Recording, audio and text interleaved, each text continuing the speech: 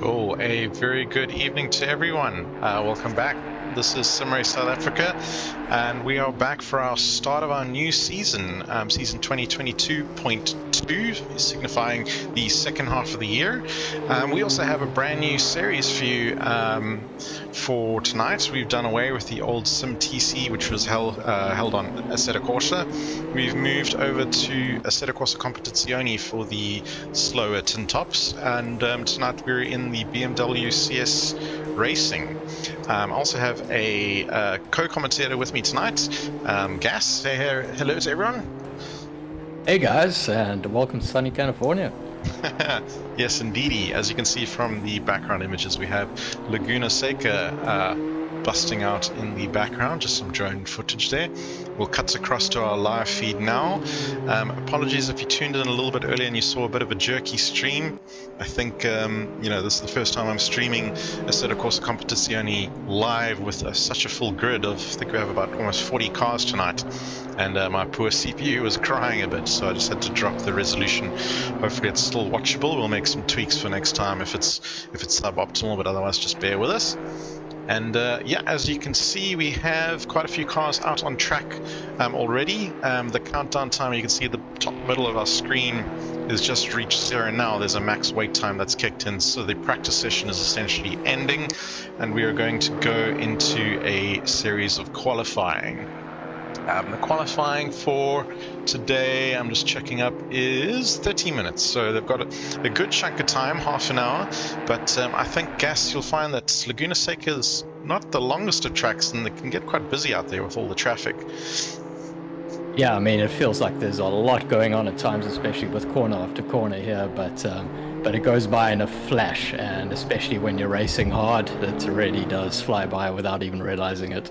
Yeah, I think so. I mean, 30 minutes may sound long, but when you're out there with all the traffic, you're probably only getting a couple of good flying laps in without being impeded. So I think that's going to go very quickly for a lot of the drivers. I'm just looking at the grid so far. I'm not getting any final times on my timing leaderboard at this stage. I don't know if you see any, Gas. Yeah, we've got Rajpal in the lead at the moment, followed by Boyce and Hodgson. Sas van der Westhuizen coming up in the rear coming up in fourth. So there are some competitive times at the moment. Yep. My tower is showing all the names. I don't know if you can see actually lap times reflected, or maybe not yet in practice. Yeah, 1:37, almost dead for the lead. Okay, awesome. I need to see if I can fix my tower to see time somehow.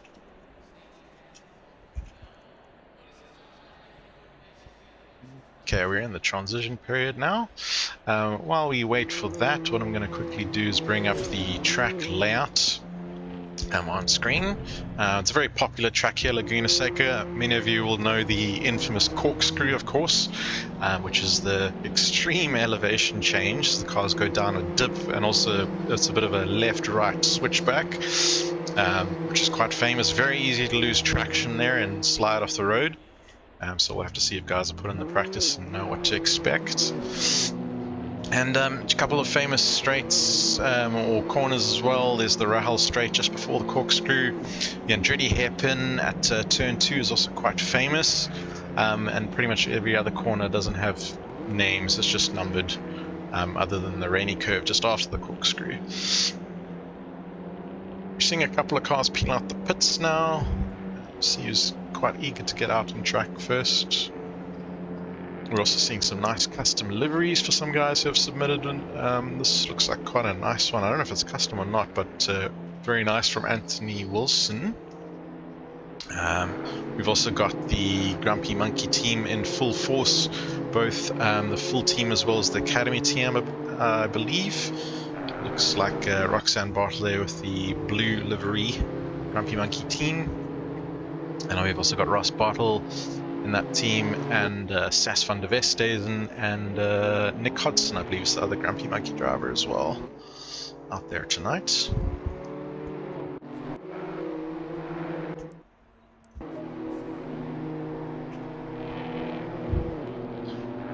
And just looking at some of the times we can expect, it's quite sunny out there. I think track conditions are quite ideal. We'll have a look at the HLQ times just to see what what we can sort of expect tonight. So drivers have had about a week or two to put in their fastest laps. It looks like Charles Wilkin topped the charts with a 134.6, and just behind him Ross Bartle, followed by Nick, and then the usual suspects. Looking all the way down the field, essentially everyone who participated in HLQ qualified for this division. We've got a max of 40 drivers, so it is a bit of a mixed skill set tonight, I want to say. So I do expect over the course of the race duration, which is an hour, we're going to see a number of lapped cars come into play and backmarker traffic. So it's going to be quite interesting to see how drivers deal with that, and could add a little bit of complexity as well. Absolutely. I think especially on this track, it's just corner after corner. It's so easy to overheat the tires here as well with the amount of load you're putting out, especially on exits. So it should be quite a rough time, but also quite an interesting qualifying.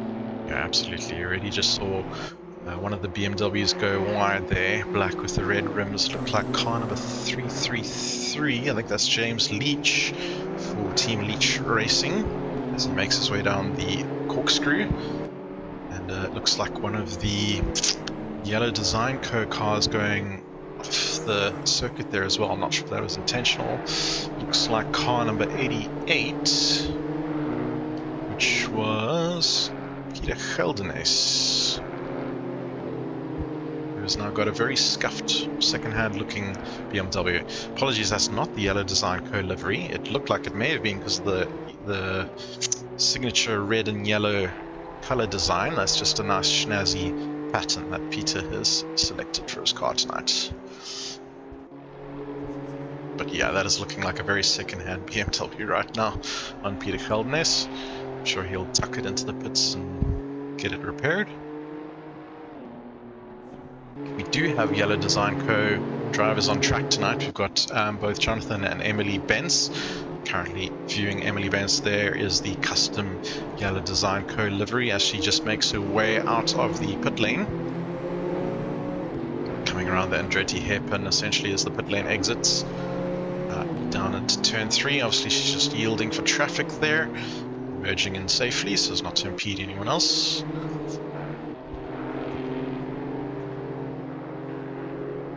And I've in fact lost my feed, so I will be back with you shortly. Alrighty. Just saying hello to a couple of guys in chat on the YouTube stream. How's it, Kavir and Rian? Rian shouting for the Lychees. Go Lychees.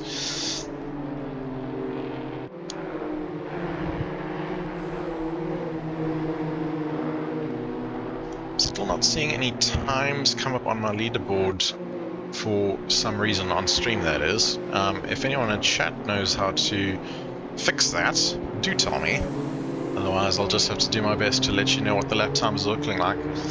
Apparently you can see, Sass van der Westhuizen has just pipped himself up into, I was about to say first slot, but Nick has just stolen it back. So that was a quick little switchback by Nick and Sass. Nick now slightly held up between car number 23, which is Bjorn Buchner, in his signature Gunston livery coloured orange BMW that he's opted for. Just put it out of the way for one of the Grumpy Monkey cars. You're back with us, Gas? Yes, and I do have a time reference for you. At the moment, a 1:35.4 for Nick in the lead. And there's a bit of a gap to the next runners, but I'm sure they're going to be improving shortly. Alrighty. I'm going to quickly see if I can Google for how to flick this leaderboard. I'm not sure why I'm not getting timing.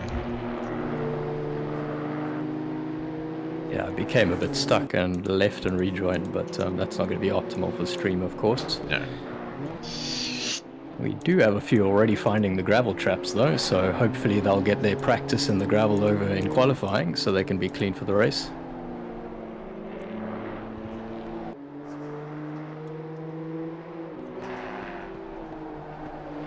At the moment, Nick has put a 6/10 lead on second place.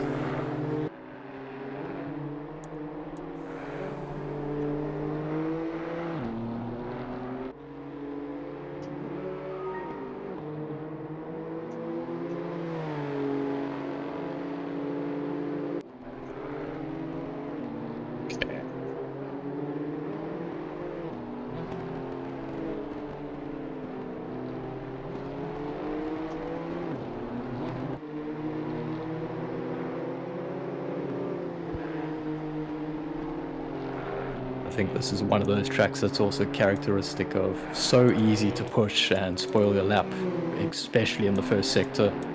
There's a lot of time to be found there, but also a lot to lose. Oh yeah, absolutely. It's almost deceivingly simple. I've never really... Oh, and we've got Raj Paul jumping into second, also another 6/10 behind though, so Hodgson's sitting quite comfy in first, provisional first at the moment, but the others will be chasing him down shortly, hopefully. Yep. He seems to have the grip of this track over the others for now.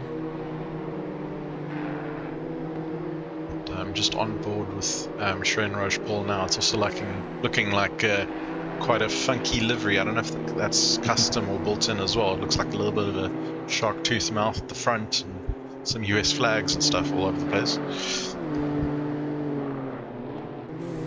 Yeah, perhaps a sign that he's looking to eat the opposition in front of him tonight.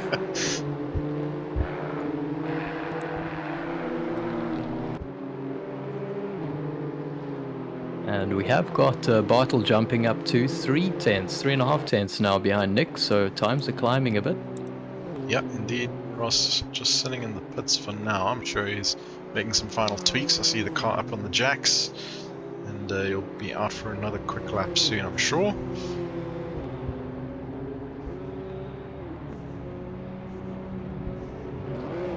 And speaking of out for another lap, here comes Hodgson looking to improve maybe. Maybe not happy, sitting only 3.5 ahead, wants to push it a bit further. You can see all three blue grumpy monkey cars peeling out of the pits there. Maybe they're going to look to see if they can give each other a tow somewhere on the track, but play some games. Yeah, a hard place to do that aside from the main straight, of course. Yeah, they'll have to time it really well coming up the back straight just before the corkscrew, which is probably going to be very difficult with all the traffic. You can see the track map that I have up on stream right now. It's just showing the amount of cars spread out all over the place. Just while we're at it as well, the weather, you can see the weather in the top right hand corner of your screen, including a 10-minute and 30-minute prediction about what's coming up. Of course, with the Seca Competizione, it's dynamic weather. You can also see what the grip levels for the track are. At the moment it's categorized as fast, which is not actually optimal. As we see Nick Hodgson just getting caught up behind one of the Yellow Design Co cars.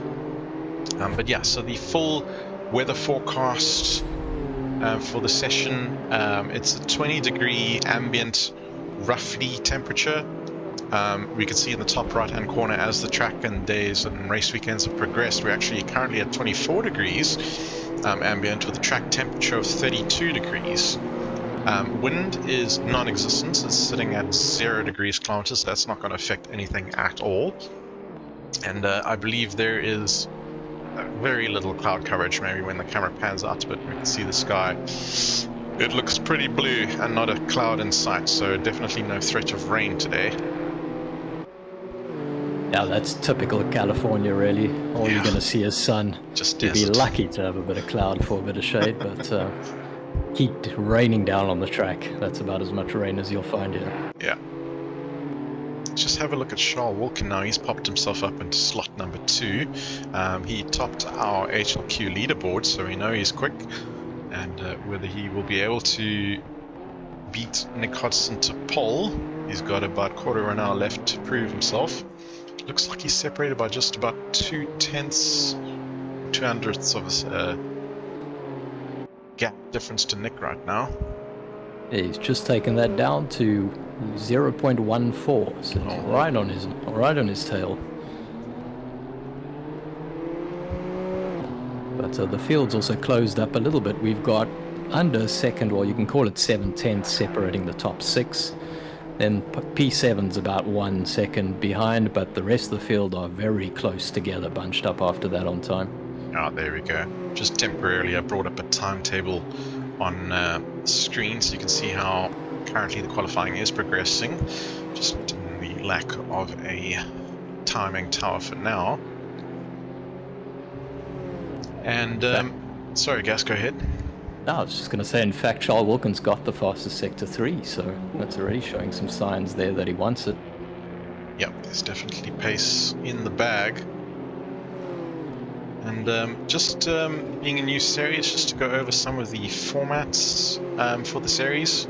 So it's going to be a rolling start, just using the full lap.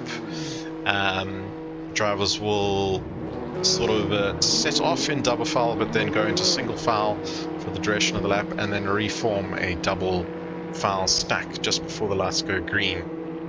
And in terms of rules, there's one mandatory pit stop that drivers will need to complete.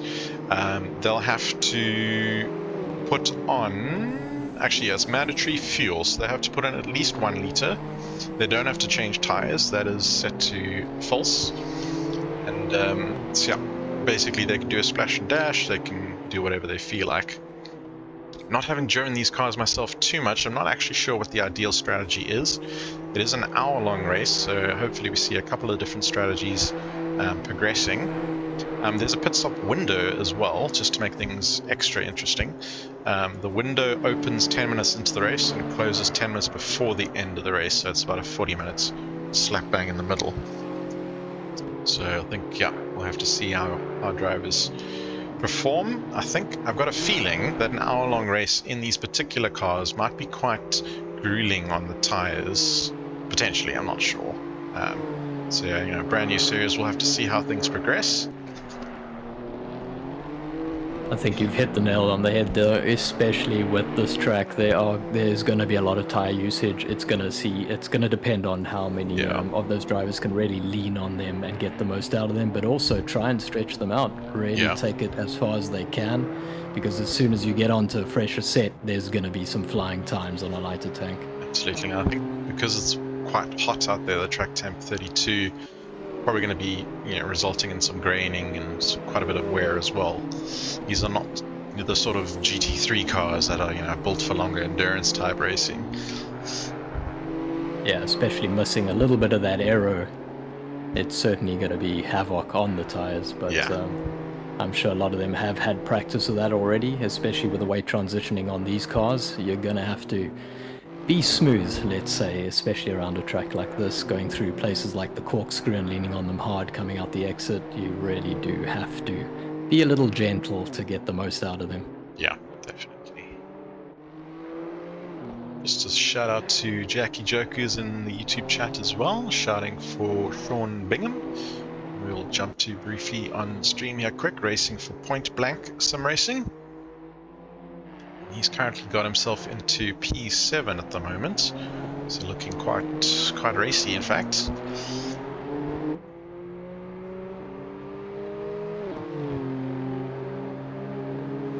Oh, we have a new provisional pole sitter as well, a full 10th ahead of Nick Hodgson. So wow, yeah, Ross Bottle has just put it on. Given the challenge out to Nick, who's currently sitting in the pits, will we see him respond? I'm sure he's going to go out for another one.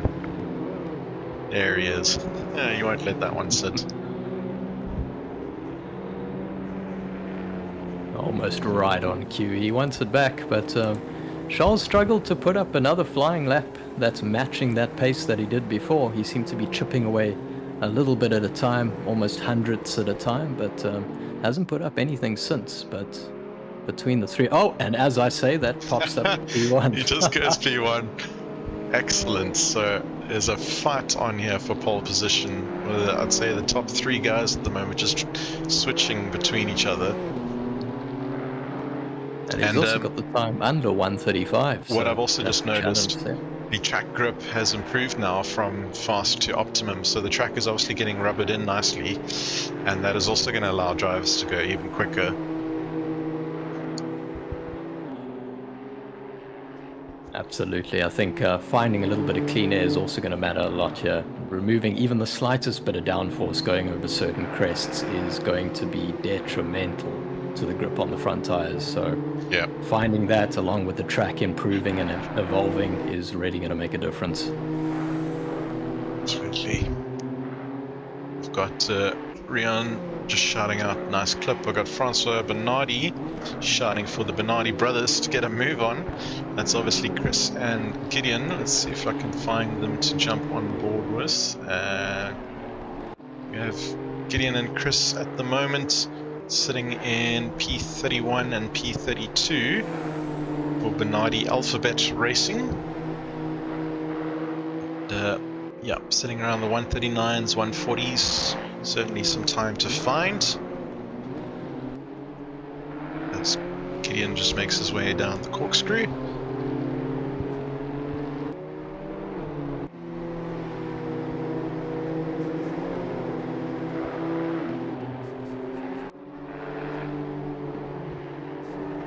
It seems like the top 5 they're now within the second range, so that they're really stretching the lead up at the top, but just looking down the rest of the field, there are some really close times as well, from about P14 down to 20 again is separated by half a second, so there's really going to be a tight battle, not just up at the top, but right through the field, in fact, for those last few places.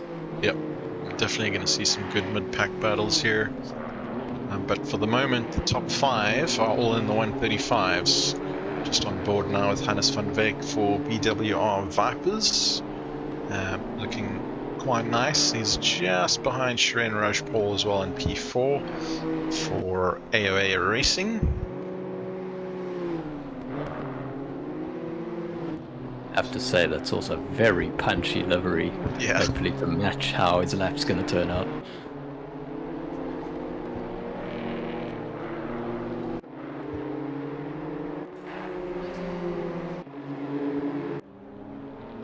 Just bouncing down the field. Oh, I see Christy Simon is off in the dust and he's just jumped back to pits. Just want to make comment on that. I'm seeing a few drivers go off now, so they really are trying to find that absolute limit that's within them. Yep. See what they can squeeze out. They're seeing or they're clearly seeing the top 5 pull away from them a little bit, and they don't want to have it. Here's a nice livery I've just found on Gregory Hofart racing for the B team, and has quite literally got a little honeybee on the side of his car with its stinger out prominently. So, and it looks like I had a teammate there. I think that was who's behind Gregory. 811. His teammate, I think maybe car 59. Who's in car 59? Sean? Nope. I'm pretty sure I saw a second B team car. I'll find it somewhere. I must say, when I saw the preview that they leaked, let's say, at a couple of weeks ago, was it? Yeah. That was quite a good combination of black and yellow there. Almost to gold, but not quite. Still keeping to that B theme. Very nice.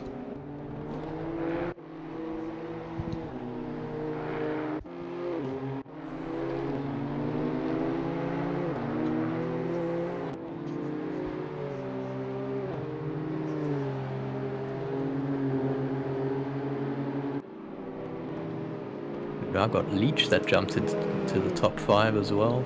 Yep. Just under a second away from the lead as well. We're seeing down from 6th to about 10th at the moment as well. Have improved their time slightly. They're just finding those 10ths at a time, so it's looking good for them.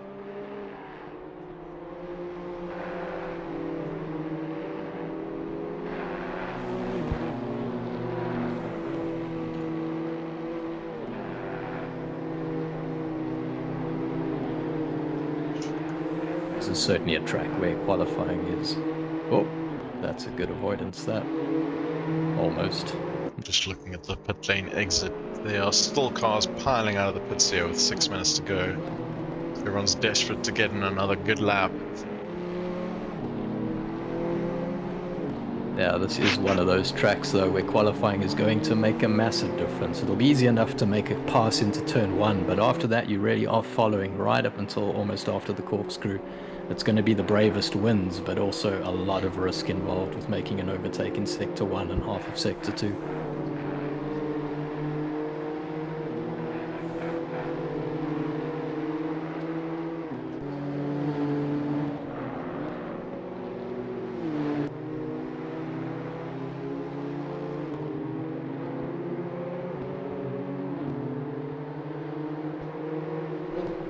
A lot of these guys really push it over the corkscrew. Some of them running a bit wide, almost taking too much limit there, but But it's one of those corners, there's a lot to find there if you can get it right.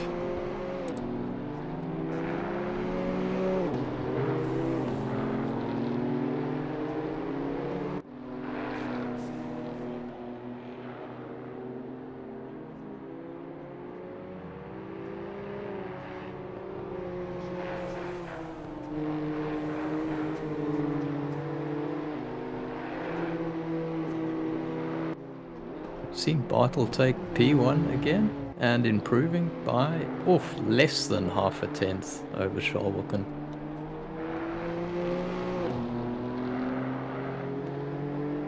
Sure, I mean that's next to nothing in there. Yeah. I think we're gonna maybe see who can keep it nice and consistent out in the race. Maybe do something with the pit stop strategy to try and get ahead of the other driver.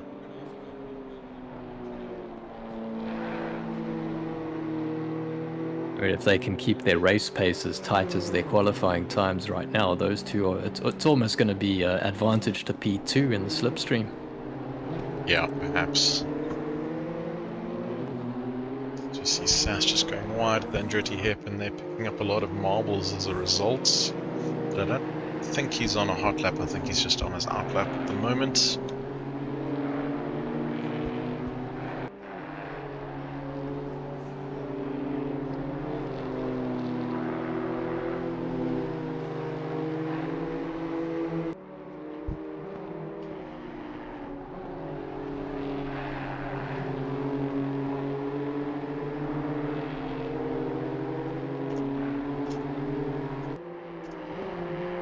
I'm missing a hotkey or something to like flick the tower mode on.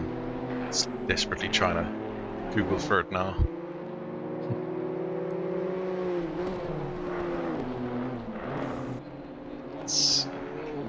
I found it.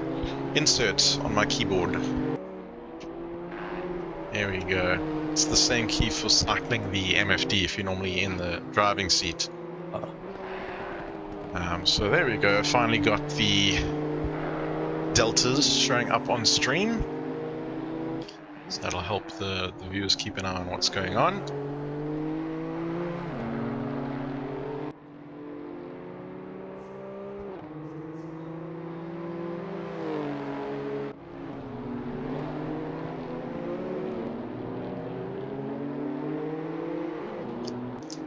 So unfortunately can't get all 40 drivers to show in the tower at once, just being the large grid, or rather the 33 we have here today.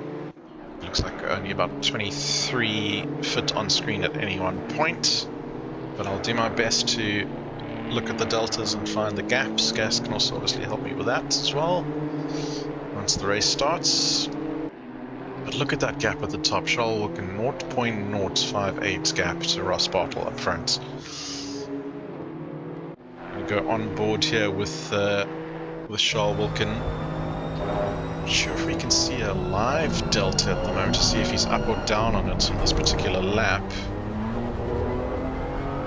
But we'll have to see when he crosses the line what the result is. The last time we had voice and eyes on him, he improved, so who knows? Maybe it's an opposite of the commentator's curse for him tonight. Commentator's blessing. Let's see. Around the final corner, he's got some traffic ahead to deal with, but I don't think it's going to impede him too much. If anything, it might give him a little bit of a tow up to the line.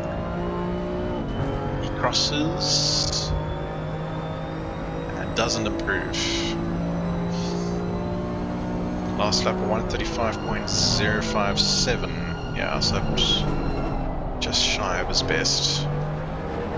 Now he definitely has traffic to contend with. I see there's a little learner driver sticker on the back of this Grumpy Monkey car. Must be one of the Academy cars. I think it looks like car number 102. Which I'll find out who that belongs to in a second. 102 is Justin Weldon. So that must be for the Grumpy Monkey Sim Racing Academy team, who's faced his BMW the wrong way around and has just jumped back to pits for a recovery.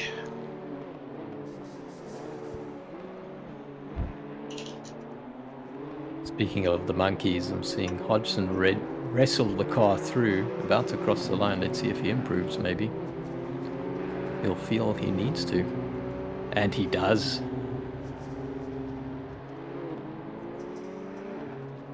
So that's the top 3 separated by less than 2/10 now. That's incredible. It's going to be a Deut race. See, yeah, Sass popped himself up into number 5. I think dethroning other Shren Raj Paul. I see Sean Bingham's also up there now. So yeah, Grumpy Monkey team doing very well for themselves to be essentially 1st, 3rd, and 5th at the moment, separated by Charles and Hannes van Beek. Hannes for BW Vipers.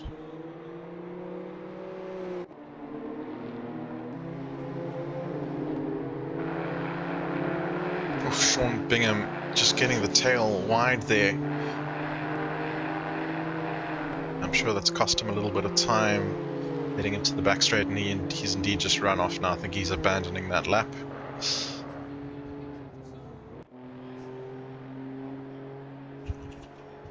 Oh, and Rajpal nips that place from him, just beating him. 0.03 of a second.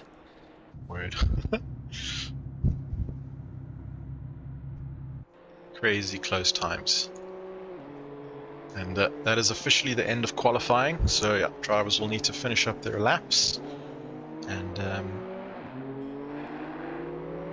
definitely not enough time to go out there again. So anyone's sitting in the pits, they're not going to get another attempt.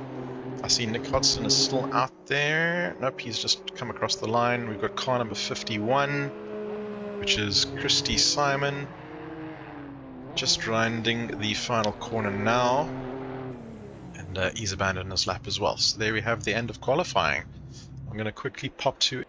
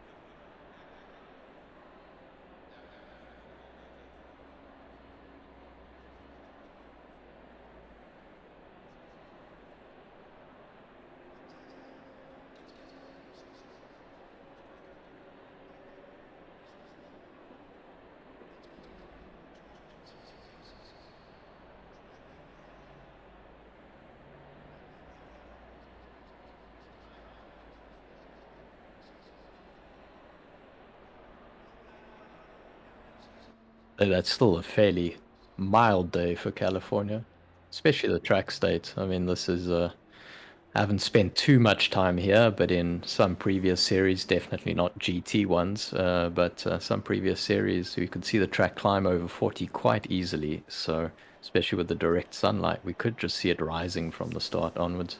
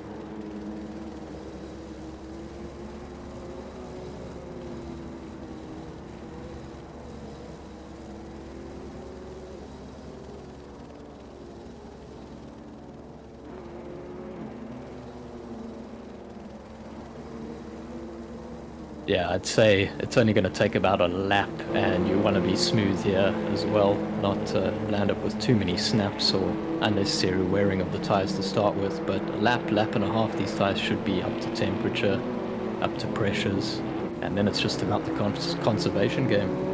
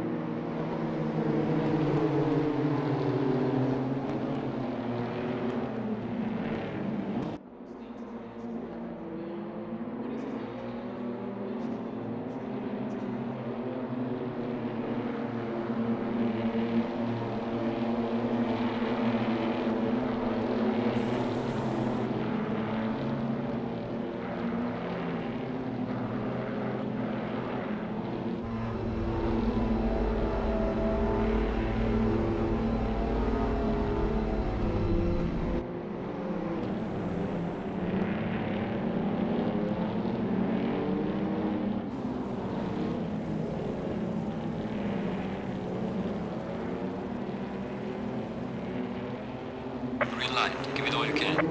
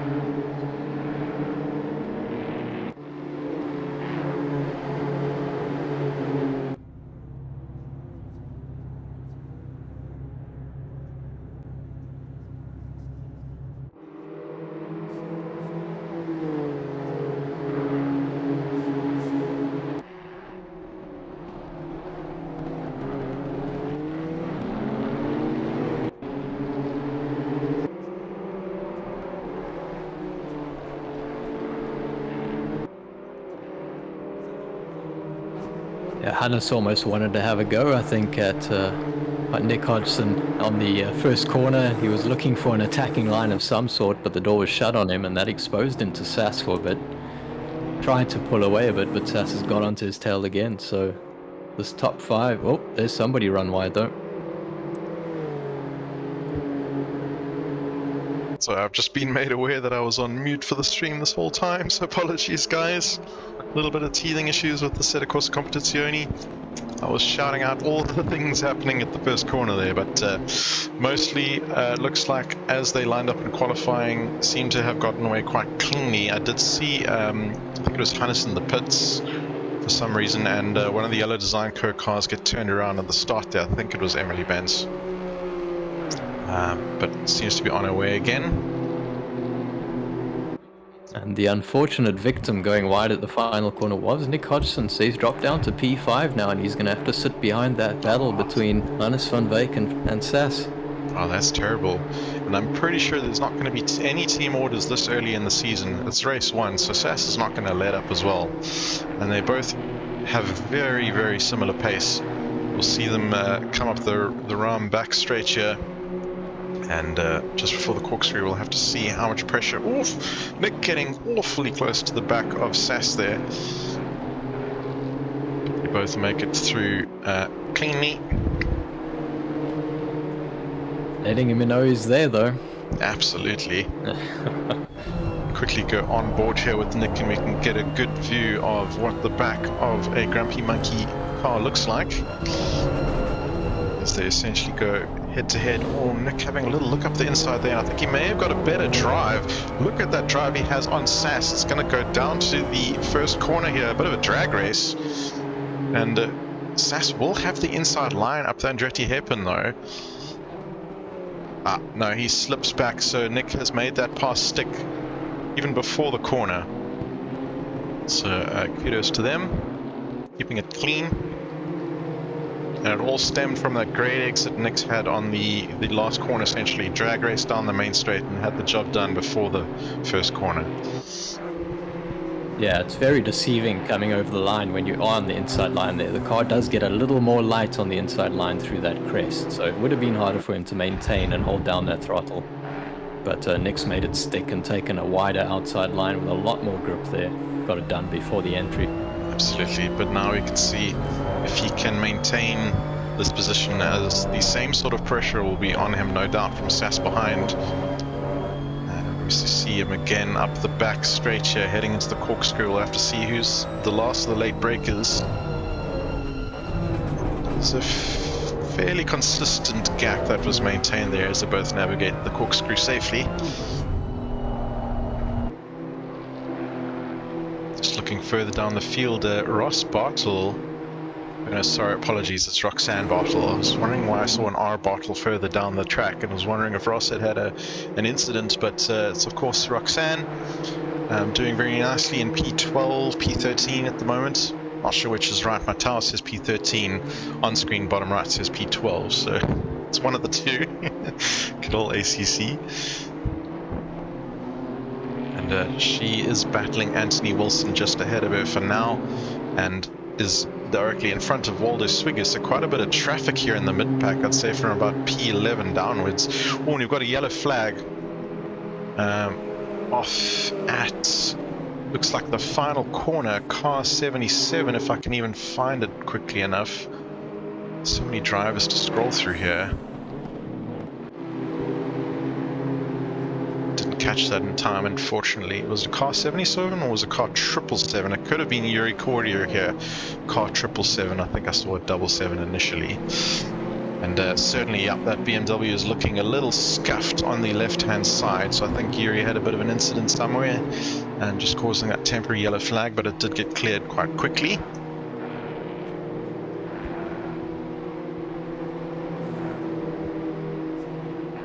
Again, a bit of a train at the back of the field here. Oh, Yuri goes a little bit wide, clipping the curb and some inside sand. But yeah, on they go. I see Charles Wilkin has just put in a fastest lap of the race, I think. That flashing purple very briefly.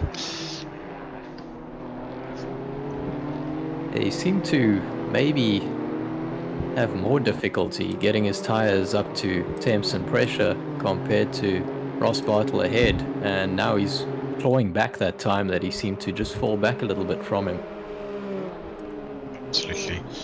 Quickly have a look at Christy Simon here. Is all over the back of Sean Bingham, heading down into the first corner. And just around that first corner, essentially, is actually just a bit of a kink, really, before the P2, or the Andretti hairpin. Go on board again with Christy Simon just to see how close he get to Sean Bingham, running a bit wide there, and he had to correct just to keep it on track. Unfortunately, that's going to allow Sean Bingham to run away from him and relieve some of that pressure for now.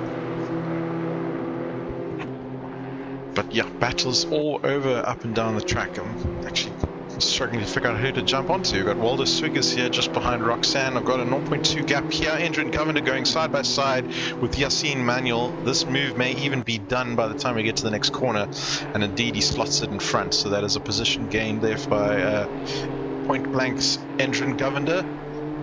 And now he's going to have Donna Mervis just behind him.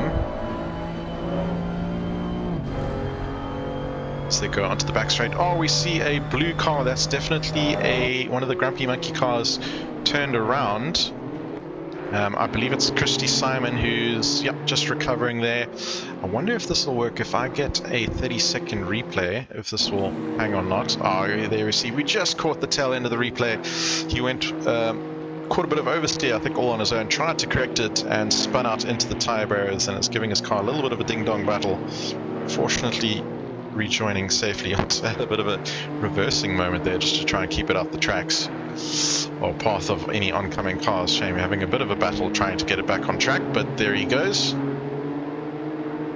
And yeah, that's a real shame, I think, because it was chasing Bingham down the whole race, just wouldn't let up. But I think Bingham's definitely wiped a lot of sweat off the brow. Now he can actually breathe a little bit easy, because he wasn't getting any chance to relax before Simon let it go. Oh, looking a little bit of a contact there as Christie comes into contact with Byron Thompson, I think. A little bit of a side swipe there, not going to be too much harm from the rest of them, and they get going. Actually, that's Sean Viveggi, apologies.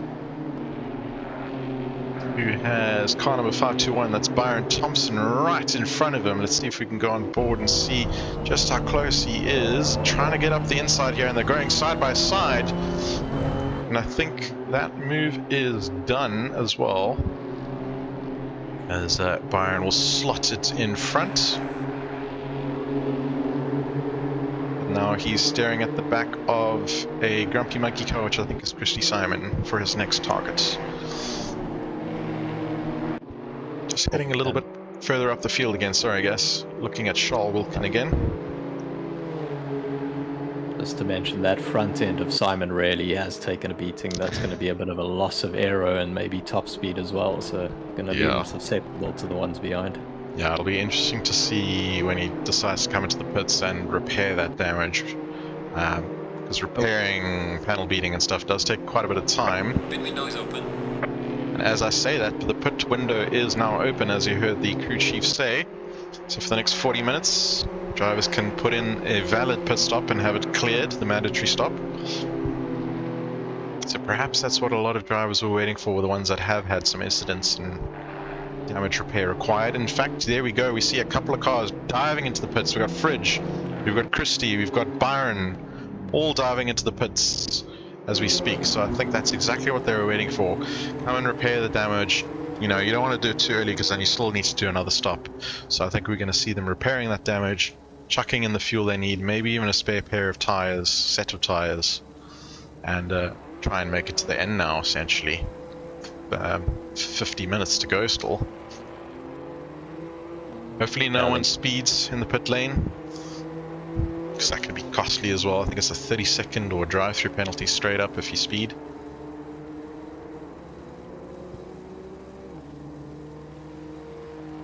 Yeah, I think that's the good call though. If you do have that damage, especially on the front end, you're going to be wearing those tires out pretty hard, aside from the fact that it'll be pretty hard to control as well.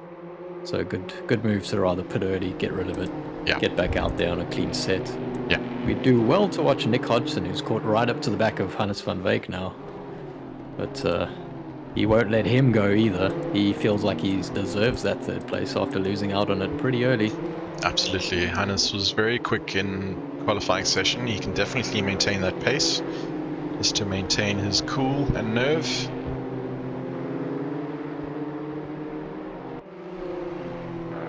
Definitely showed signs of it when he was pulling away from the two Grumpy Monkey drivers in the beginning. Once they were battling each other, he thought he'd take advantage. He did. But like a tiger, right behind him is just caught up and nipping at his heels. He's doing very well to keep the car clean and ahead though. Not making any mistakes, ignoring the driver behind, which is the right thing to do, especially when you might feel under pressure. He's doing well to absorb it right now.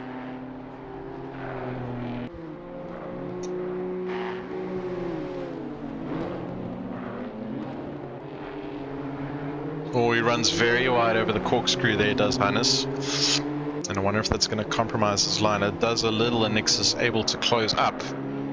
Just as he's right on the back of them now. He's even going to go side by side, but he has to opt out of it because there's just no space to go and make a pass there. Coming up to the last corner now. Nick unfortunately had to back out of that. So I think Hannes just got away with that one for now, that mistake. For sure. You'd wonder how much load he's put through his tires though in the beginning, just to try and earn that gap. So he might right be feeling it now and need to bring it back to himself, but oh, he's running a little wide again. Perhaps that sponge is now full of pressure. And it's just showing or opening the door a little bit to Nick, and I'm sure at any little bit wider, that door is going to be very inviting to dive into. Oh, Nick ramps the curb behind him, and that's going to compromise his line, or speed rather.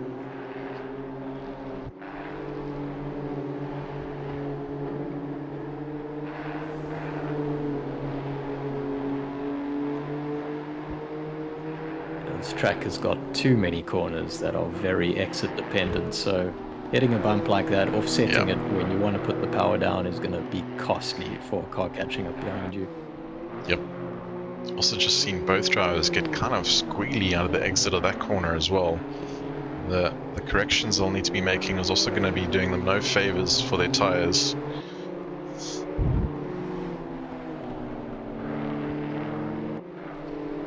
Just going down the field, we've got Shivesh Bassoon for SB Racing, looking very nice and tidy in P7 right now. Just behind the menacingly dark black with red rimmed James Leach in P6. He's actually looking like he's closed up quite a lot, in fact may even have a better exit here. Let's just see how they do down the back straight. Will Shivesh pull out and have a little look? Don't think he's close enough yet to think about that sort of move.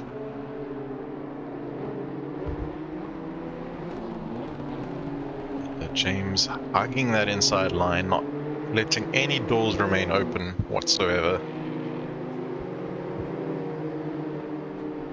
And that's precisely the thing. I think one mistake here, you know, when you're this close in racing, is just giving up a position, essentially. That's why you have to be so clean and consistent here. Here we have Shivy having a little look up the inside, and he has to back out of that one to avoid contact. A very good defensive line he's run there. Absolutely. Just a slight tap of the brakes there. I'm sure he can actually get a little bit more confidence and go faster through that corner onto the back straight, because that's really just where you want to have the best exit. It's a long drag up the hill there into the corkscrew.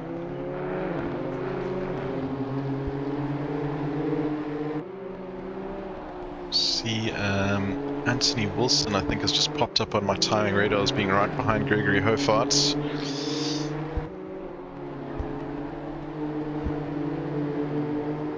Both of these guys in nice striking liveries as well. Anthony Wilson's blue and orange lightning striking car, and just in front of him, Greg Hofart for the B team, as we were saying earlier there. With an actual little B logo, and beware of the sting written on the bumper at the back.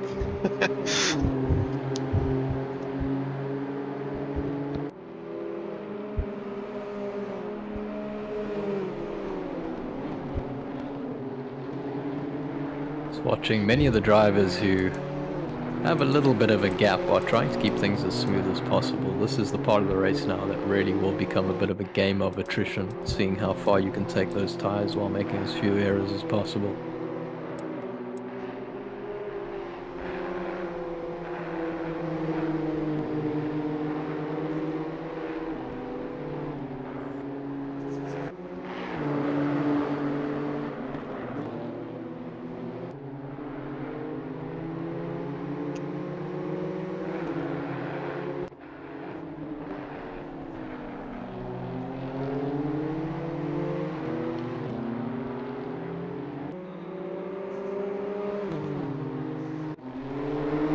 Is doing extremely well to absorb that pressure, though. That gap has stayed under 3/10 for almost 2 laps now. It's certainly looking incredibly close here, but yep, nice and safe for the time being. Shivesh just having a little look up the inside, and there's a dip of a wheel on the sand there. I was almost going to say grass, but there's certainly no grass to be seen around the circuit. And there's a drag race up the start-finish line now, with Shivesh having the inside line into the first kink. and into the Andretti hairpin, so I think he's going to take that position quite cleanly and safely. And that is a great move there. James Leach did well to defend for a significant period of time. Now we'll have to see if he can come back and put the same amount of pressure on Shivesh Bassoon. Yeah, that was excellent driving from them both.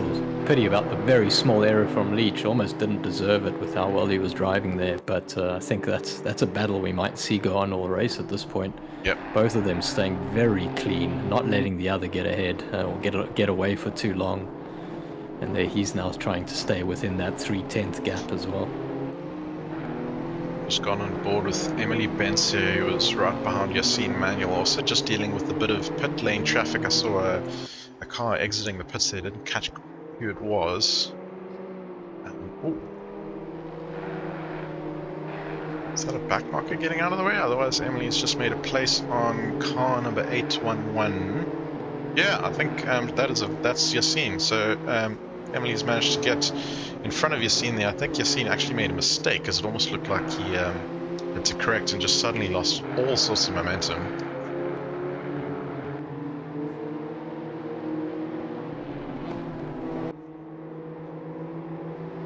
The front of Emily Benz's car here is looking a little scratched up.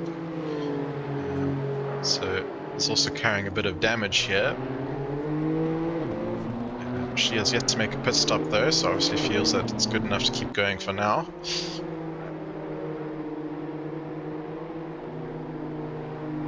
We've either missed out on a bit of traffic holding up the leader, but Charles has brought it back to just under a second behind now. I can only imagine no errors were made with the way these two are driving. Yeah, I reckon there was probably some back market traffic, as you say. It may have held up Ross a little bit here and allowed Charles to close up.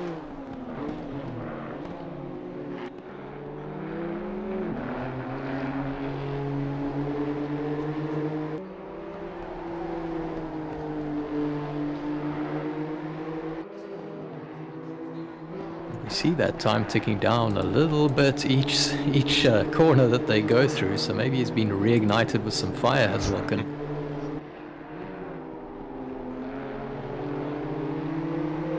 Either that or he's now saying I'm going to push as hard as I can, wear whatever's left of these tyres out and put some new boots on.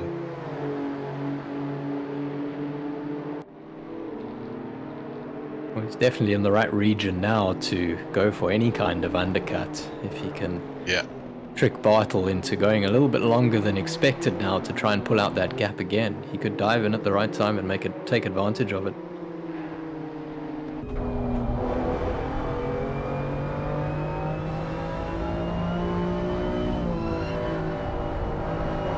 Oh, speaking of which, I see Bisson's got some damage coming into the pits early. That's given that position back to Leach. He wasn't carrying damage earlier, was he? Perhaps there was an incident. So. He's decided to come straight in and repair it. We'll have to see if his if the scuff marks, etc., do disappear from his BM. They give it a quick wax and a polish. It certainly seems to be quite a long pit stop that he stopped for, so could very well be repairing some damage here.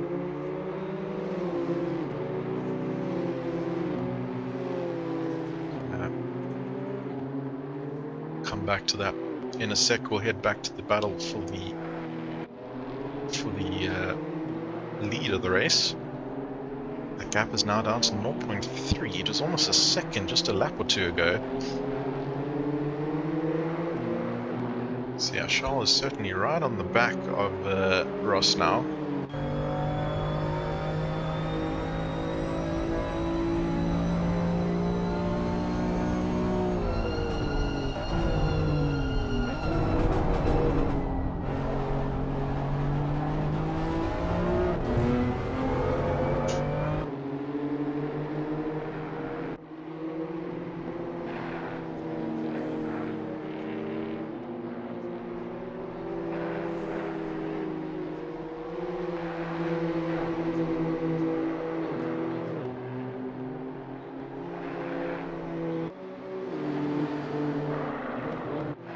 I have to wonder if Ross just landed up using a bit too much rubber getting around that traffic and now is struggling to hold off that charge.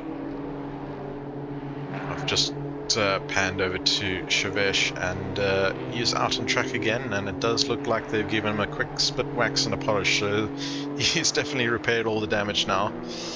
He's cleared his mandatory pit stop and is, I'd say, now looking for a bit of a recovery drive back up to the top.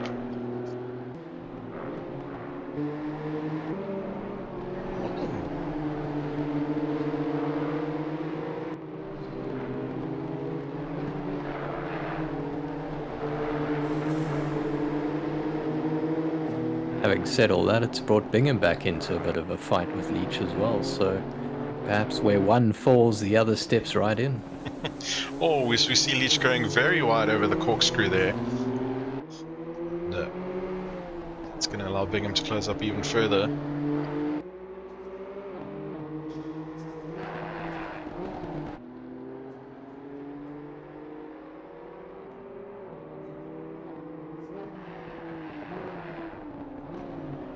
I must say the front-facing grills with these BMWs I far prefer to the new sort of design of the M4 and etc. that BMWs have taken. I don't like the massive grills on the new BMW M4.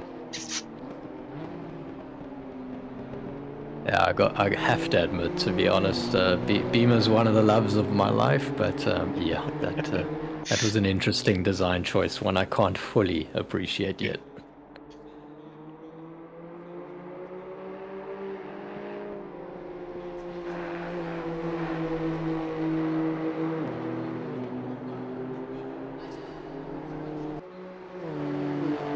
See Wilkin right on the back of Bartle now. This is about to either be a battle.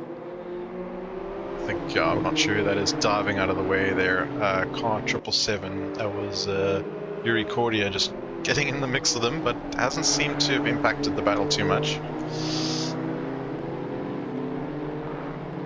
Yeah, that was very good racing though, to pick the right moment. Oh, here we go. Charles Vulcan up the inside of Ross Bartle, and now it's a drag down to the first kink. I think Ross has got a better exit. He looks like he's in front, but Charles is going to have the inside line into the Andretti hairpin. Can Ross tow it around the outside? I don't know if he can yet. I think Charles got it done. Yep. That is a pass for the lead. Charles retakes, or takes rather.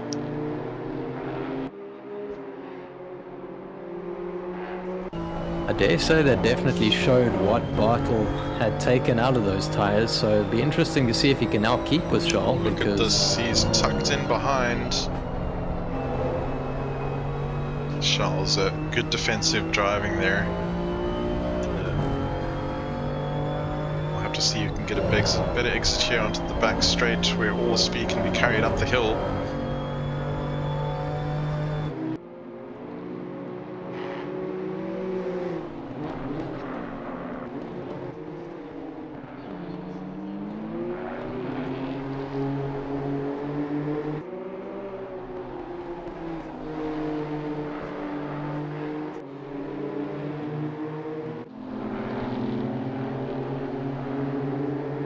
Having a look at some of the battles going down further down the field. We've got Gideon Bernardi just behind, in front of the B team racer, who I think is actually a lapping car coming through. Yep, as we say that, he pulls aside, just being shown the blue flags there. Just a little bit up the field, Renier Leach.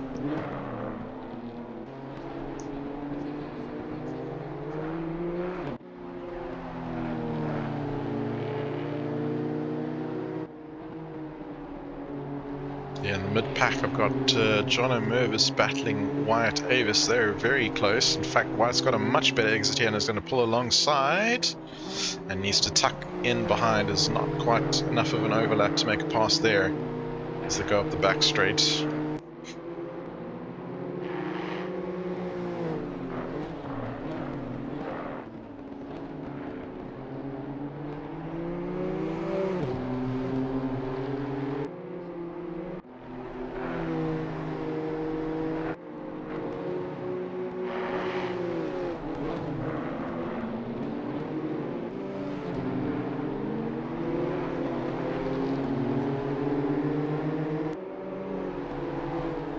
Some more blue flags being waved here as we see Ross getting a little bit frustrated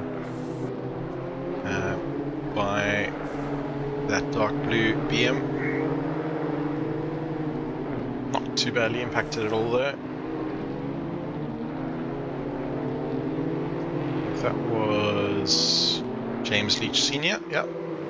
Currently running in P22. So certainly some back market traffic now coming very much into play.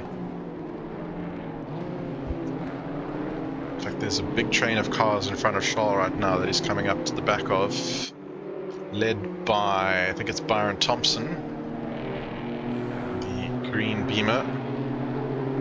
That looks like they're approaching a little battle going on between those 2 or 3 as well. Yeah, this is for position. You've got Bjorn Buchner's signature Gunston livery orange car behind. And I've just seen Waldo Swiggers get a drive-through penalty. That's probably for exceeding track limits too many times. As we see just in the foreground there, someone going off as well. But yeah, Charles coming up to the back of these guys now, just behind Bjorn, who's going to have to yield, but he will not want to yield too quickly to lose track of Byron Thompson ahead of him.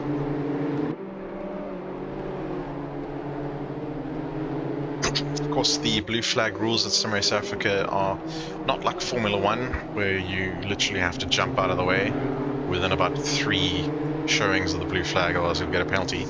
As I actually see Bjorn peel off into the pits there, and that's actually probably a good spot to do it in. But yeah, the blue flag rules, they're more advisory, so you know, it's up to the faster driver to find their way safely through. The key rule is that you just don't defend your position if you're being lapped.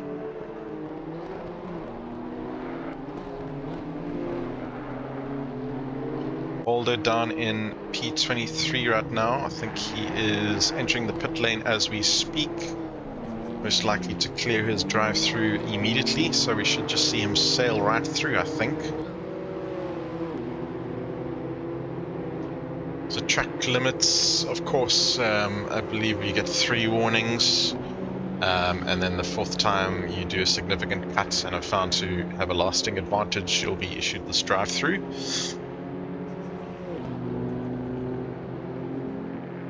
Yep, and there we see Waldo clear his drive-through, just sailing through. And look now at Greg Hofart, who flicked onto my timing screen as being just behind James Leach, but it looks like that gap's at least 2nd right now. Oh, and I've just seen Hannes van Wyk lose it and Nick Hodgson take P3. That is such a shame because he was doing so well to maintain that gap in front of Nick. There is Hannes, the green, Nick in the blue behind. Let's see what happens here.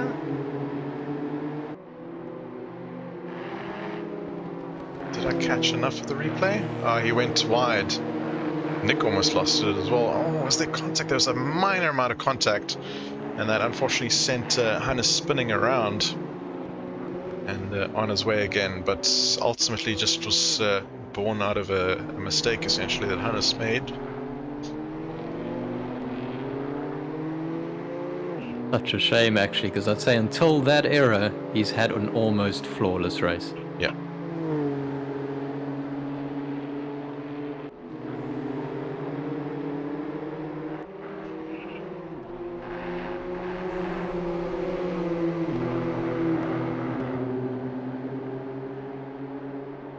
His car still looks in manageable condition on the front end, so he might still look to extend the tires as far as he can.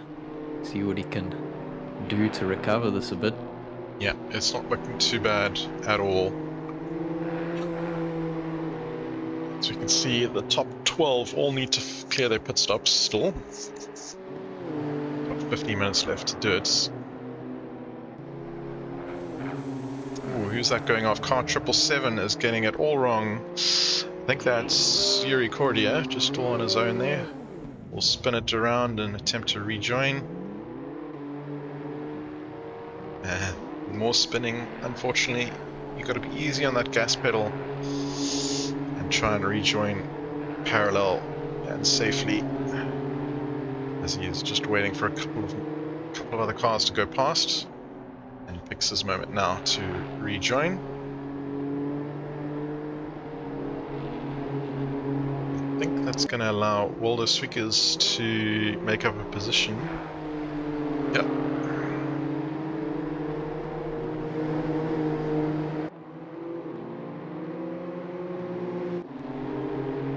Just looking at on board here with Roxanne Bartle, who I think is just ahead of, no, she's not just ahead of Shereen Roche-Paul, so that's not full position. Two Grumpy Monkey cars there, one with the white rims, one with the yellow rims. Car 519 of Roxanne, followed by, who's that behind with the yellow rims? Difficult to catch the number. Actually seem to be almost jostling for position there. I think it's car number 51, which is Christy Simon. And Roxanne dives into the pits, comes in for her pit stop. Car looking a little scuffed as well. It'll be interesting to see if she opts to repair any damage, if she thinks it's significant.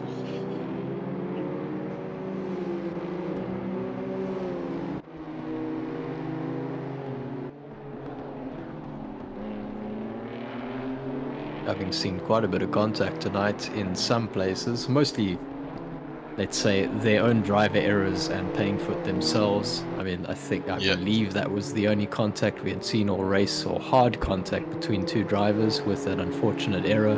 Completely innocent, of course. Yep. But just a testament to good old German engineering and how strong these BMWs really are. Definitely built for a little bit of rubbing as racing, I think. But otherwise, just testament to the field as well, I think, and kept it a clean race so far. Some good clean overtakes. Looking at Gregory Hofart again. Timing screen indicates he was close to James Leach, but it seems to have opened up again. Maybe there was a bit of a mistake.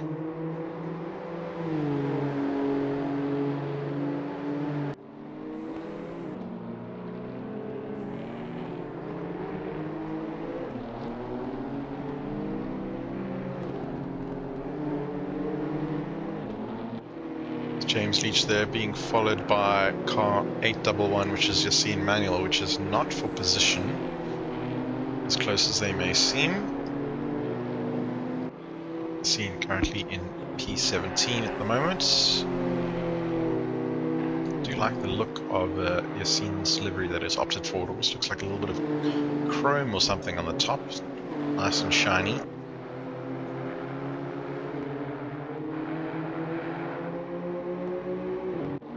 Back up at the top, I'm seeing Charles Wilkin was very close to Ross Bartle at some point there. They seem to be taking very different lines.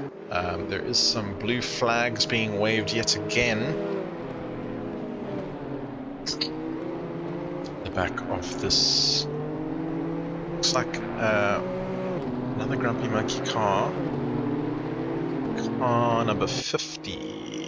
Is Wyatt Avis. That's not a Grumpy Monkey car. That is Wyatt Avis racing for AMX Industries.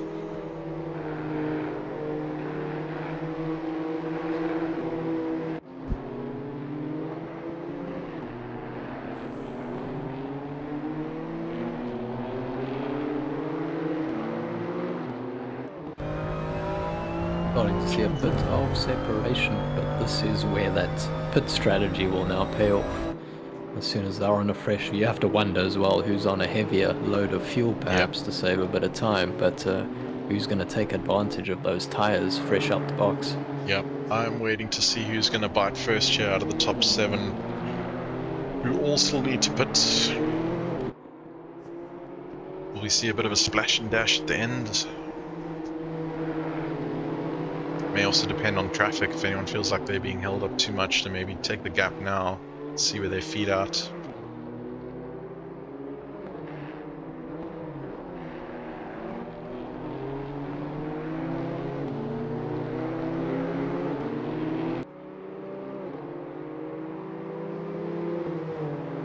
And just watching how Wilkins' race has progressed, and the way he took that position almost calmly in the beginning, or not too long ago, and slowly eking out a bit of a lead now. I think Bartlett clearly worn out a lot of his tires trying to build that initial lead beforehand. But I've got a weird feeling that Wilkin has gone for the heavier tank and just slowly trying to maintain consistency, taking only a little bit out of the tires each lap and see how far it can get him. Having said that, he's really putting on some gaps now though. It's almost, I think, 4/10 a lap that he's put on in the last 3. So he may be looking to pit soon, perhaps. Yeah, perhaps, yeah. Give it all the beans.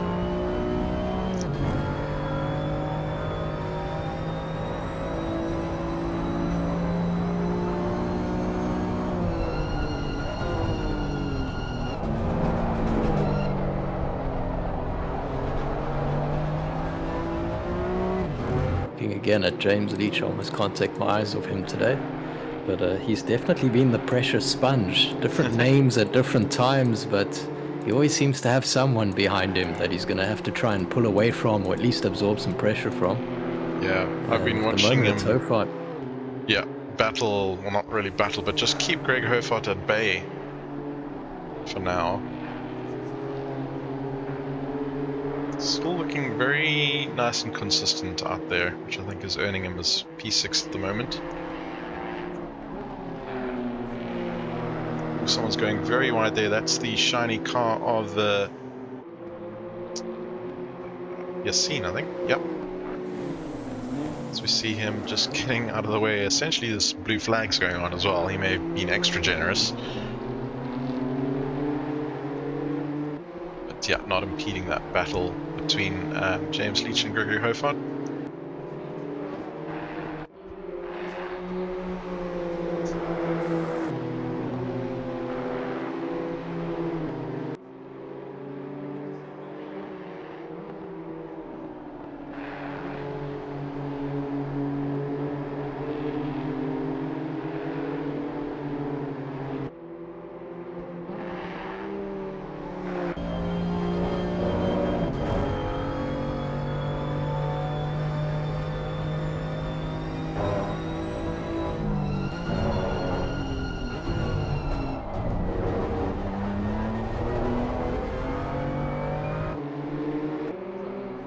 Watching a bit of a battle come alive for P12 on fresher tires. It seems like Person's been reignited again now that he's got fresh rub out of the box. Yep. He's closing down on Wilson quite a bit, making it known that he's right there waiting for it.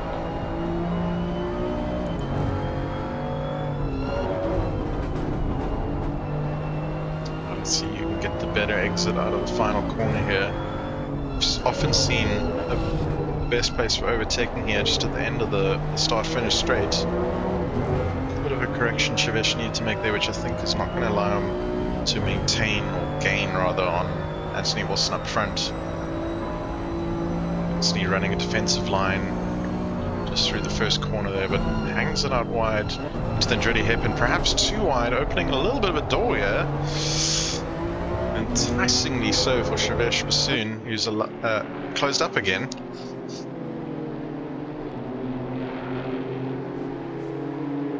Oh, Chevette getting a little bit loose there and had to grab it.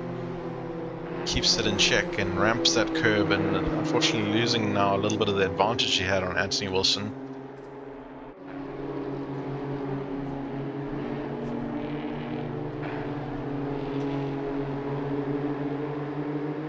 I do like the white rims here on Chevette Bassoon's BMW. It looks very cool. White tackies. He's got a good combo there, I must admit.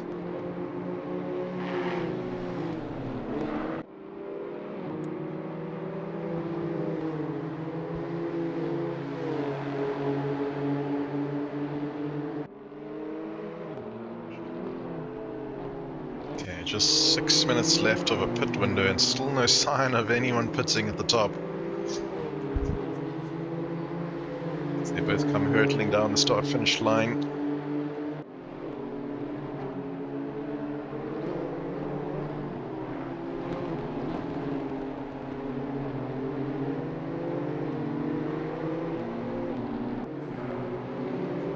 moment, Bartle just seems to be relying a bit on the blue flags to hold Wilken up, but it's keeping him in the hunt.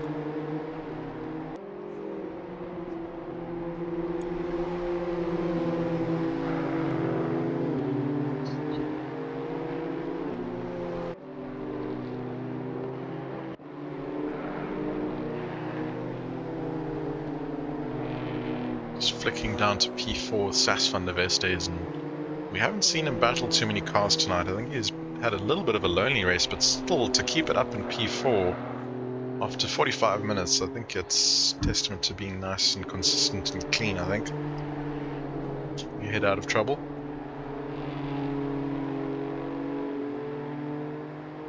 Absolutely, been a bit of a man on an island today, but sometimes that's the best you can do, and like you say, just keeping it clean is what matters most. He's done well to keep it on track, to keep it out of any kind of danger.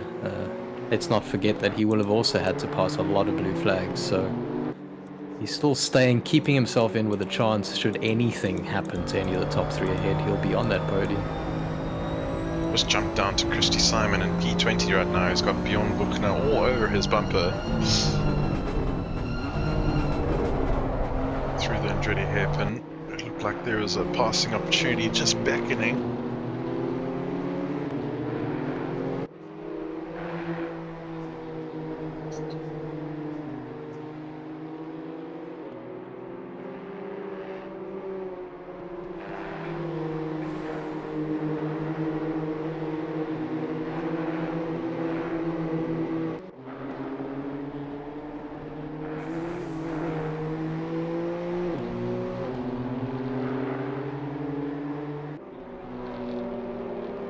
Might have just missed it, but I think Benz has taken manual for position as well. Somewhere through the corkscrew or just before. Yep, you're right. Let me see if I can catch a replay on that. Go 30 seconds back. Ooh, as I caught the tail end of the 30 seconds, Yassine was off track. So I think it could have just been born out of a mistake there. And Yassine having run wide. And Emily Benz saying thank you very much. I'll take the free position.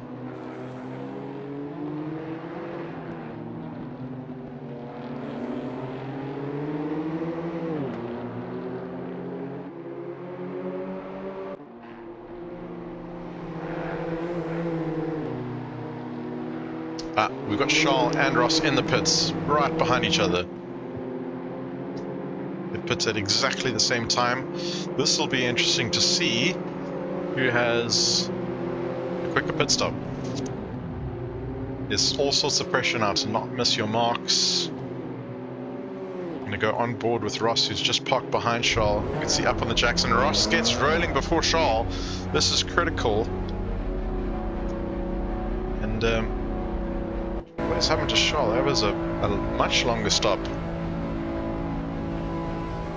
Perhaps ran his tank right down, but yeah. I think Ross has played a very good strategy card there. Clearly carrying a lot of fuel from the start, and that's probably what's got him that position. Yeah. Let's not discount the good driving in between, though. Absolutely, but yeah, certainly Ross getting passed down in the pits. The Charles runs a little bit wide on the exit of the pits here, but gets going, and now that's given Nick Hodson obviously the temporary lead of the race. So it'll be interesting to see when he now decides to come in for his pit stop.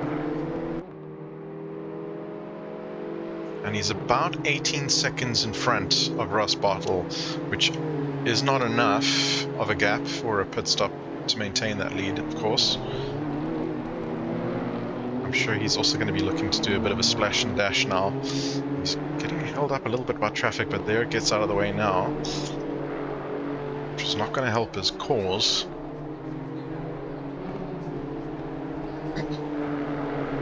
Casting an eye just behind to Sass, though, is... I'm watching his time now because he's on the fresher tires, and then Nick comes in. I think maybe he even heard us and didn't want to risk it. But too many blue flags in front of you and worn tires, you might have just left Sass with some time to catch up there. So it was a risk. I think he's played the right card in coming in straight away. Yeah. Let's see if Nick is sitting stationary for a little bit of time. So it's not quite the splash and dash. You obviously had to put in a bit more fuel. And here comes Sass, but I think, yeah, Nick is going to be comfortably in front still at the exit. Yeah, Sass is Just only coming approaching down. the last corner now, so I think he should keep that quite easily. Yeah. Definitely not repairing damage. I think a slight scuffing at the front, obviously extremely minor. Either that or it could just be dirt. Does look like some scratching though. Super minor though.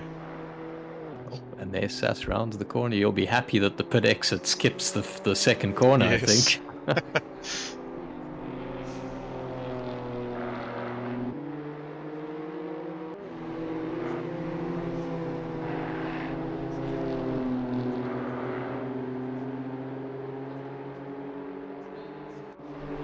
My mistake. That was another grumpy monkey. Got me all excited.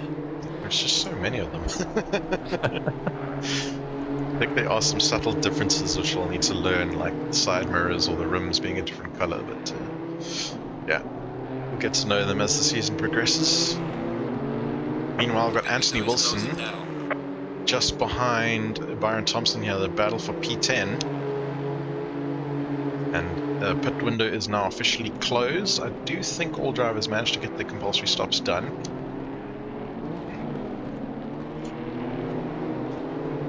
No, they all have their green flag next to them, so they are legal good. cars right now.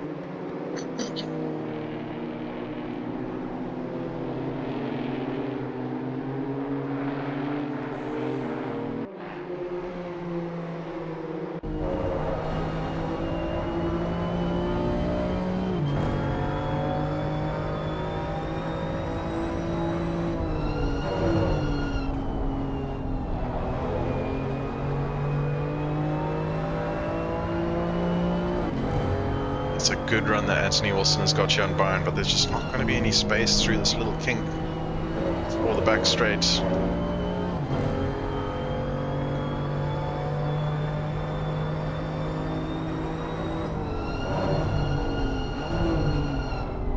you see a nice view of them coming down the corkscrew.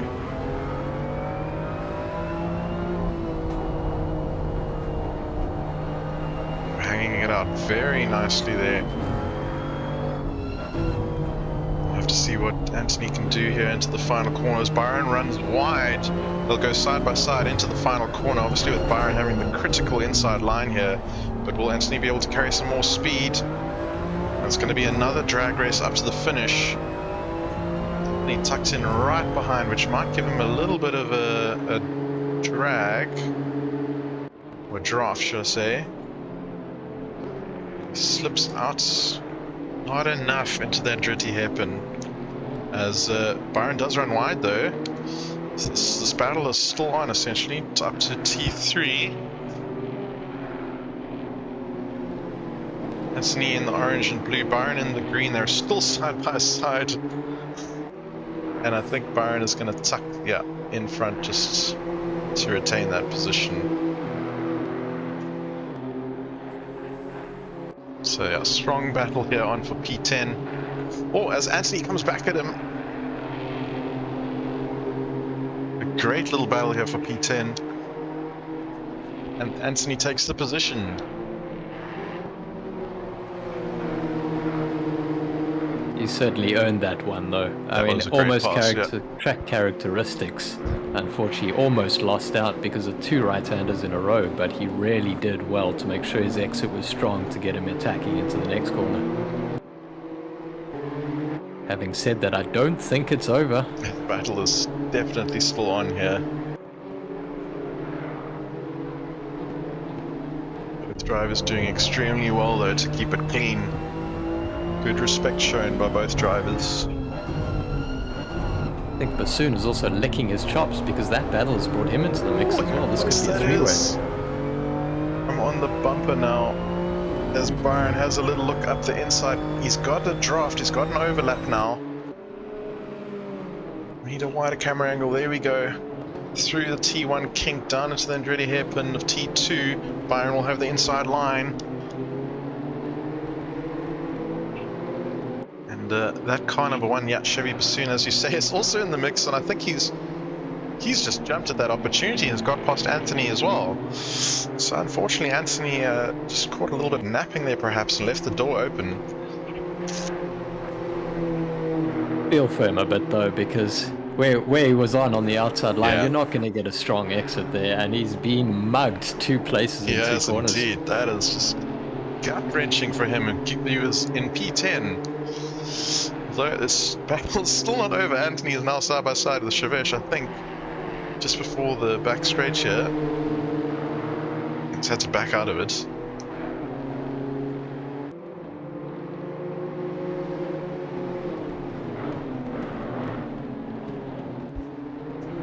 Blue flags being flown here as well through the corkscrew, with someone getting out of the way there.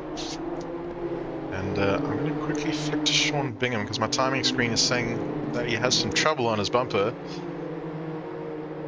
Looks like, yeah, Hannes and Gregory Hofard in the mix here as well. Car number 11, I think, is a back marker. That's Waldo.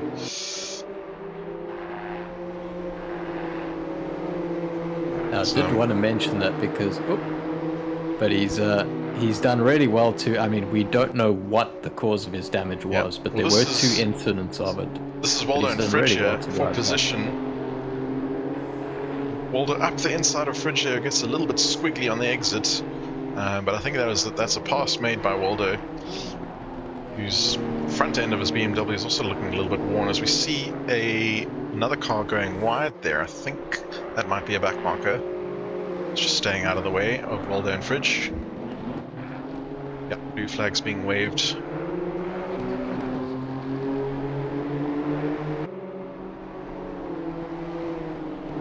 All sorts of battles in the dying minutes of this race. And Emily Benz now as well, tucked in behind Yassine Manuel.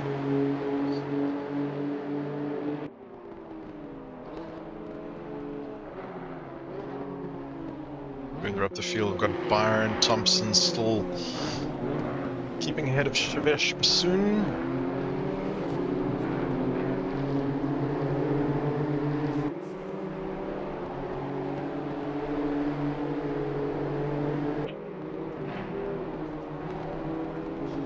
Shout out to Rob McCall, just popping into the YouTube chats. How's it going?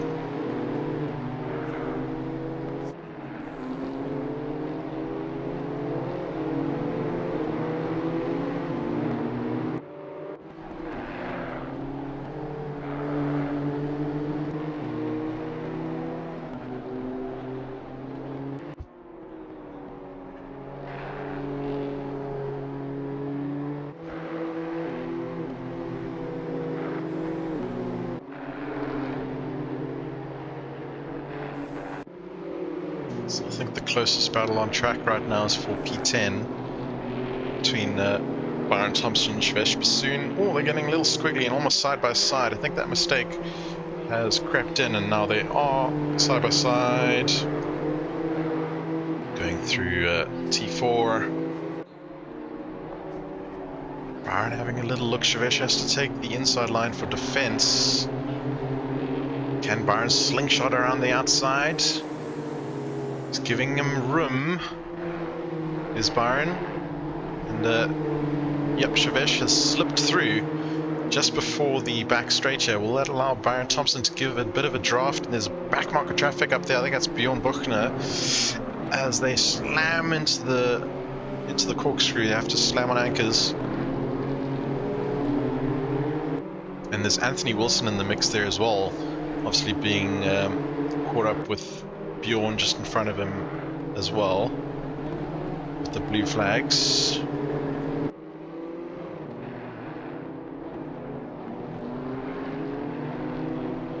That was a real brave move though. At turn 6, I don't think I would ever be brave enough to go around the outside there. On a track that falls away into the gravel.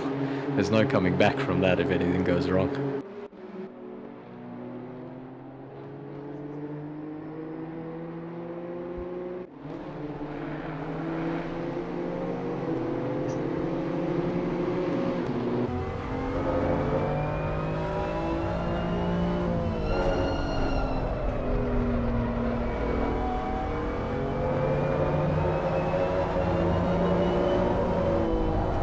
certainly looks like that will be our best action towards the end of this race between those three. Yep.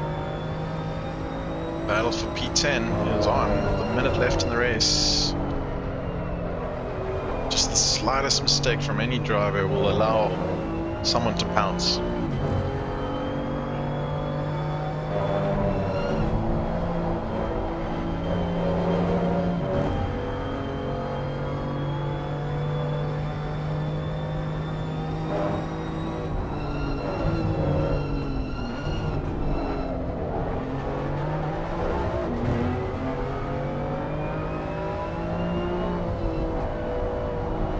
It's getting ever so close here. Look at all the traffic he has to contend with there. Just preventing him from getting a good run on Shavesh Bassoon, unfortunately. And the three of them still go past for what I think is going to be penultimate lap.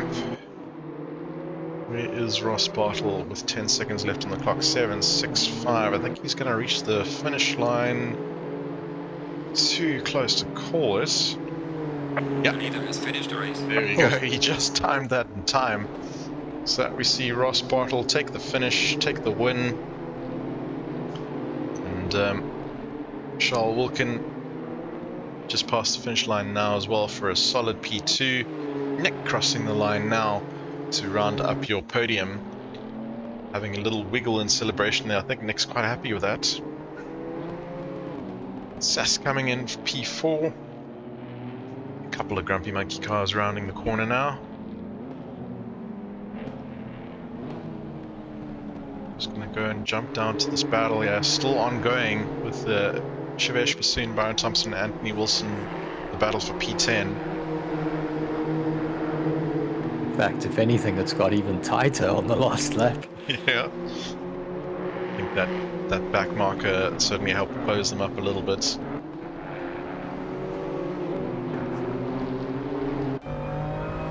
On board here with Shavesh Bassoon just looking back onto the green of Byron Thompson, and behind him Anthony Wilson. Byron runs very wide, which is going to cause problems for him in terms of Anthony Wilson gaining a free position.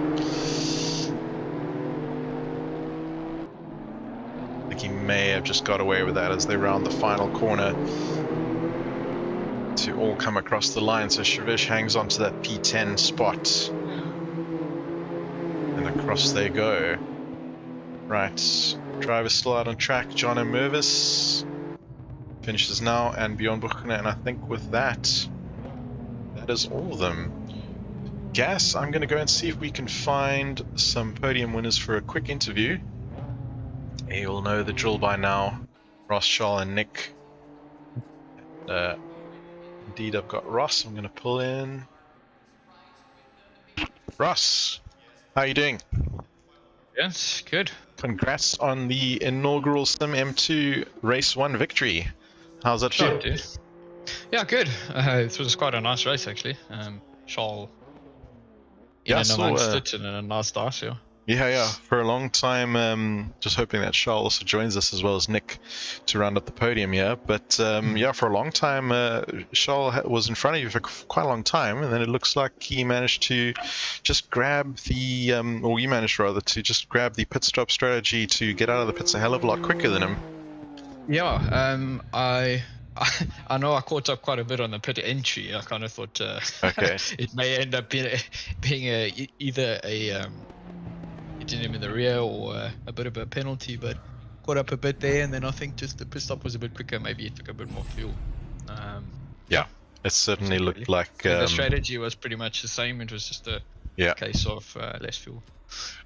Okay, awesome. And hey Nick, how's it going? Congrats on your P3 as well. Solid there. It looks like you had initially a little bit of a recovery drive to do. I think I saw you fall back a bit, but then come back up the track. Talk to us about how your race went. So look, congrats to Ross and Charles. They were absolutely in another league. I kind of knew P3 going into this race was probably the best I was going to be able to manage. But yeah, I got it wrong on the first. Was the end of the first lap, end of the second lap? I don't remember. I braked myself into the last corner, and that allowed Sass and Hannes to get past. I I was able to get through on Sus fairly easily, and then, or fairly quickly, I should say. And then Hannes was giving me shtick for a whole lot of time because yeah, he was doing exceptionally well, and it was only because he lost it on the way up to the corkscrew, dipping some wheels into the grass there, and yeah, that was kind of it for him. Yeah, we But did. yeah, I felt like I was a bit of an also ran tonight with these two. Yeah, good job on the whole, guys. And I see Charles has joined us in chat as well. Charles, congrats on a solid P2. Hard luck there on just losing out on the victory. It looked like you were ahead for a lot of the race, but then maybe just lost it a little bit in the pit stop strategies. Yeah, thanks, Ryan. I think I was a little bit cautious going into the pits, and then I overshot my marker, and they have to push you back. So Yes. Unfortunately, I had a slow stop. Yeah, 4 or 5 seconds, and that was it. So then from then I just cruised because our times were so close. You can't back up 4 or 5 seconds. And it looked like, probably about from halfway through the race, obviously the back markers start coming into the equation. But from what Gas and I could see on stream, it looked like everyone is pretty well behaved. You guys think it was okay out there with the busy track? Almost not quite 40 cars on the grid tonight. I think there were a few out for load shedding, unfortunately, but I think we had 33 in the end, which is still a good showing. I think the guys were pretty good. I think they were especially good. I just had one guy that was building up a bit of a lead, and I thought now it's going well, and that was wiped out in one corner. But otherwise, it was perfect.